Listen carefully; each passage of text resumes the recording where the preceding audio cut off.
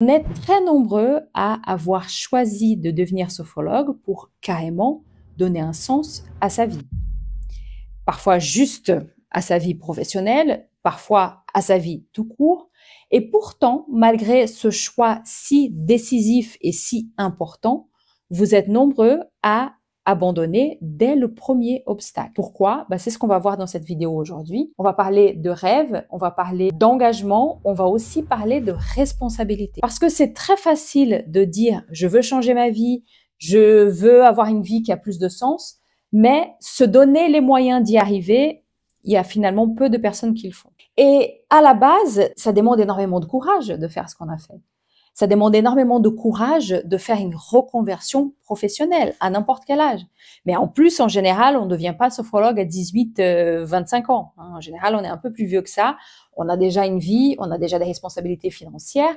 C'est très courageux de faire ce qu'on a fait. C'est très courageux de vouloir un petit peu sortir du système, de quitter très souvent un emploi qu'on n'aime pas, un emploi qu'on a choisi justement quand on avait 18 ans, 20 ans et qui pour aujourd'hui n'a plus aucun sens pour nous. C'est très courageux de vouloir quitter ça et aller vers autre chose. C'est très courageux de vouloir se donner une chance d'avoir une nouvelle vie, de trouver du sens à sa vie.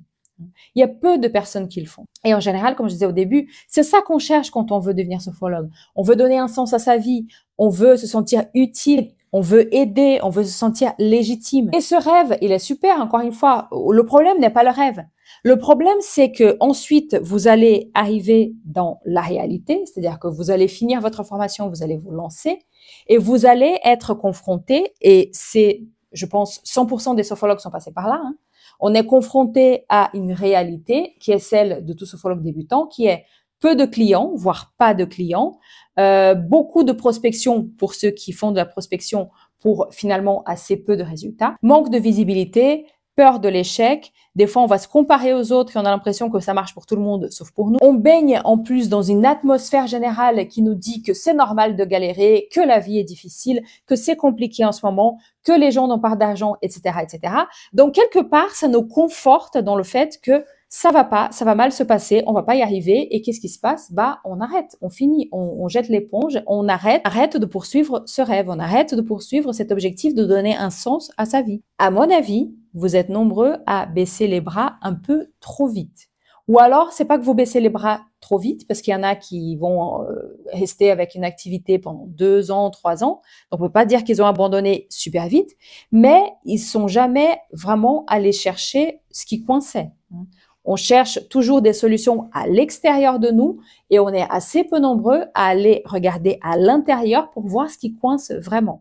Et très souvent, ce qui coince vraiment, alors j'ai déjà parlé dans une autre vidéo des difficultés qu'on a quand on ne se connaît pas assez, qu'on n'a pas fait un travail sur soi, ce qui à mon avis est quand même un comble pour un thérapeute, mais je ferme ma parenthèse.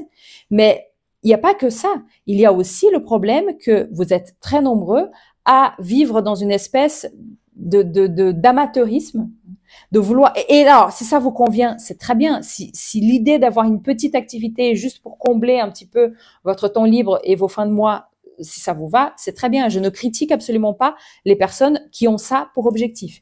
Mais si votre objectif, c'est de vivre de votre activité, vous devez être conscient que vous êtes un chef d'entreprise. Donc, votre rôle n'est pas juste d'être sophrologue. Plus vite vous allez comprendre ça, plus tôt vous allez comprendre ça, plus tôt ça va pouvoir changer. Donc, vous êtes un chef d'entreprise. Votre entreprise, c'est pas juste le secteur faire des séances de sophrologie. Il y a aussi le secteur communication, il y a aussi le secteur marketing, il y a aussi le secteur ressources humaines. Donc, en l'occurrence, les vôtres. Vous êtes nombreux à dire, je veux réussir. Évidemment, il y a personne qui se lance dans une activité comme ça pour ne pas y arriver. On veut tous réussir. Mais c'est bien beau de dire, je veux réussir. Qu'est-ce que vous avez fait? Qu'est-ce que vous avez mis en place? Quels sont les moyens que vous êtes donnés pour faire fonctionner votre activité? Est-ce que vous avez continué de vous former? Alors, je dis pas qu'il faut continuer de se former ad vitam aeternam, hein. C'est pas ça qui va résoudre votre problème de manque de clients. Mais est-ce que vous continuez dans justement une amélioration continue en tant que sophrologue? Est-ce que vous essayez justement de vous former à la communication, au marketing? Et alors, je sais très bien que il y a déjà plus d'une fois, il y a des gens qui sont venus en commentaire me dire que je vendais du rêve. Je sais que c'est très compliqué de croire que ce n'est pas du rêve, qu'on peut vraiment vivre de cette activité, parce qu'on vit, encore une fois, dans une atmosphère qui nous dit tout le temps le contraire. Que ça soit à l'intérieur du petit monde des sophrologues ou même à l'extérieur, quel que soit le métier, la plupart des gens, on vit dans un monde qui est très négatif d'une manière générale. Donc, de toute façon, on s'attend à ce que ça ne fonctionne pas. Notre entourage s'attend à ce que ça ne fonctionne pas parce que la vie est difficile, parce que c'est compliqué, etc., etc. Si on y va avec ces croyances-là, évidemment, on va échouer. C'est presque mathématique. Ce qu'il faut faire, justement, c'est changer de stratégie, changer de façon de faire et aussi bien s'entourer. Et c'est justement l'une des choses que je vous propose avec le défi gratuit qui va commencer la semaine prochaine, le 19 mai. Donc, si vous n'êtes pas encore inscrit, faites-le parce que à partir du 19 mai, nous allons avoir 3 jours pour travailler en groupe sur vos croyances limitantes. Et on va parler de croyances limitantes d'une manière générale. On va parler aussi de communication, on va parler de relations à l'argent, tout ça en seulement 3 jours.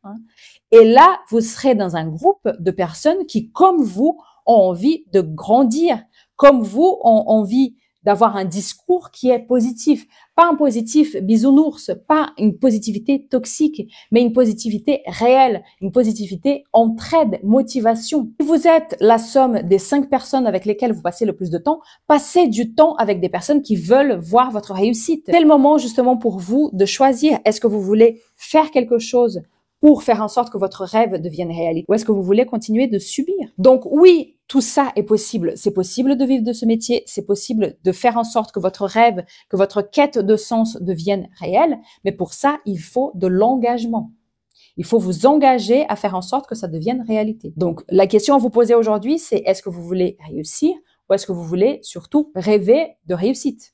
Est-ce que vous êtes réellement prêt à vous engager à faire en sorte que ça change? Si vous êtes vraiment prêt à vous engager, n'hésitez pas à vous inscrire au défi. Le lien pour l'inscription est dans la description de la vidéo. Inscrivez-vous et vous allez être invité à télécharger, si vous ne l'avez pas déjà, l'appli Telegram parce que ça va se passer sur Telegram. Voilà, j'espère que cette vidéo vous aura aidé. Dites-moi en commentaire si tout ça, ça vous parle, si cette quête de sens était la vôtre quand vous avez démarré votre activité de sophrologue. Et on se retrouve très vite pour une prochaine vidéo.